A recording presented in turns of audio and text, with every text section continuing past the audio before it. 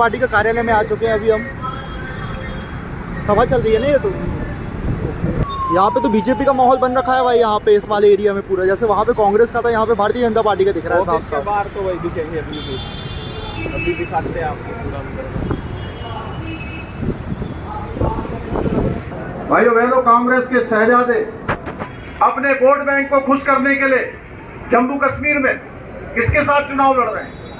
National conference के साथ चुनाव लड़ रहे हैं, अब्दुल्ला की पार्टी के साथ चुनाव लड़ रहे हैं, जिन्होंने कश्मीर के अंदर आतंकवाद को बढ़ावा दिया। बहुत हो गया, यहाँ पे बहुत हो गया। उत्तराखंड के जो सीएम है पुष्कर सिंह धामी, उनकी सभा चल रही है, जनसभा भारतीय जनता पार्टी की। धामी जी को जय श्री राम, धामी जी को जय श्री राम। पुष्कर धामी जी आ चुके हैं, उत्तराखंड के सीएम पुष्कर धामी जी आ चुके हैं।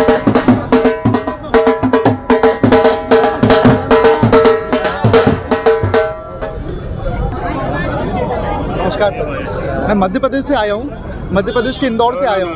आप जी जी।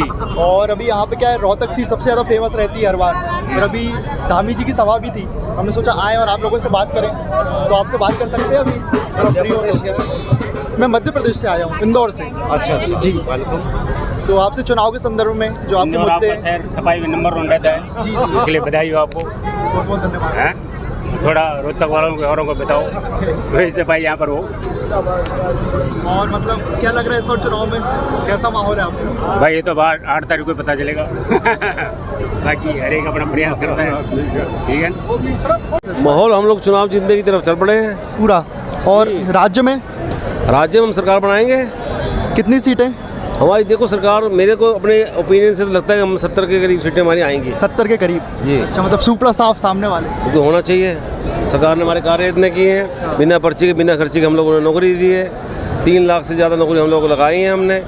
1.5 लाख नौकरी हमने HKRN की लगाई है, 1,46,000 नौकरी हमने पक्की लगाई है, बिना पर्ची के बिना खर्ची के लगाई है। और हमारे रोहतक में मैं यहाँ से सीनियर डिप्टी मेयर के रूप में जब मैं कार्यरत था, तो मैंने यहाँ से 92 शौचालयों का निर्माण हम लोगों ने करवाया है।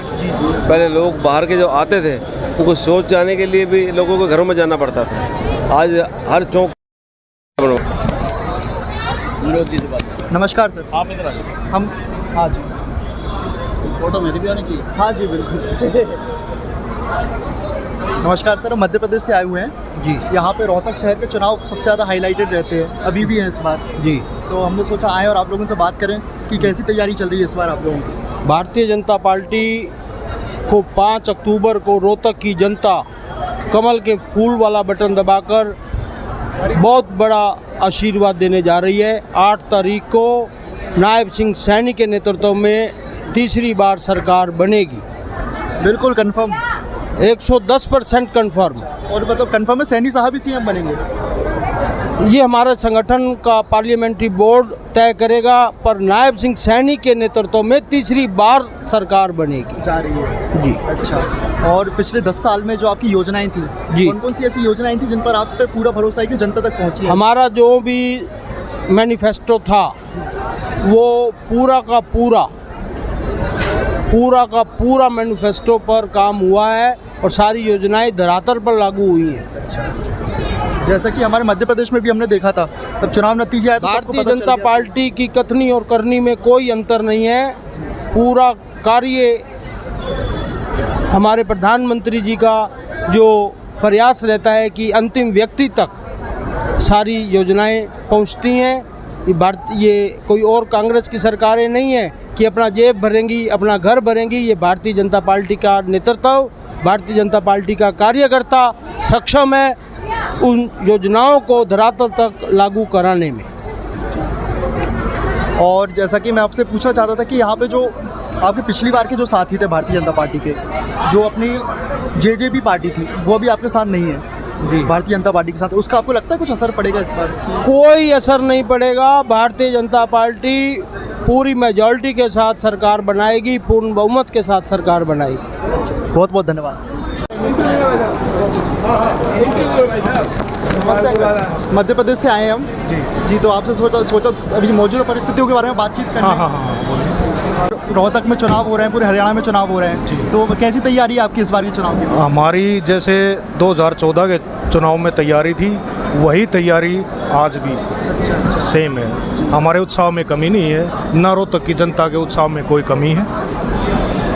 जीत निश्चित है? बिल्कुल जीत। इतना मार्जिन आप लेकर चल रहे हैं कि इतना मार्जिन चाहे एक वोट का हो, जीत तो जीत होती है। और पूरे राज्य में?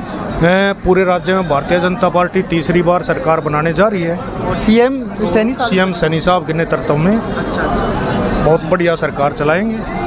और जो पिछले 10 साल में जो आपने अच्छे काम किए हों, जिन पर आपको पूरा भरोसा है कि जनता में विश्वास करना चाहती है, उनको आप बताना चाहें तो? जी, जो पिछले 10 साल में भारतीय जनता पार्टी ने जो कार्य किए हैं वो जनता की भलाई के लिए किए हैं, और जनता उन्हीं कार्यक्रमों को देखते हुए भारतीय जनता पार्टी की तरफ फिर से रुझान बना के और पूरे जोर शोर से लगी हुई है।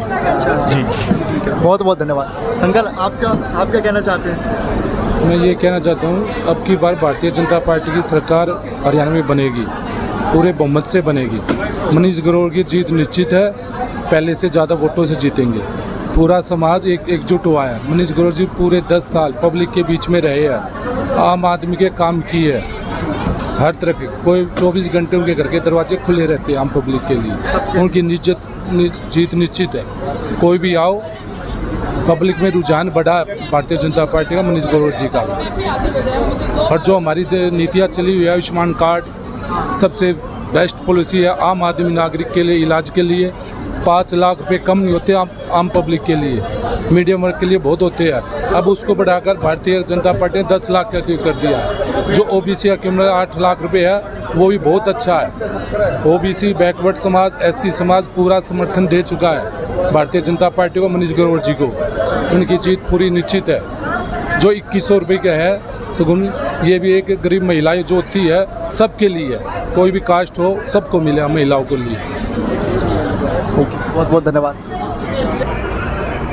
भाई। सभा के बाद की भोजन प्रसादी चल रही है भारतीय जनता पार्टी के अंदर। पुष्कर सिंह धामी जी की सभा खत्म हुई, उसके बाद यहाँ पर भोजन का कार्यक्रम रखा गया था सबके लिए।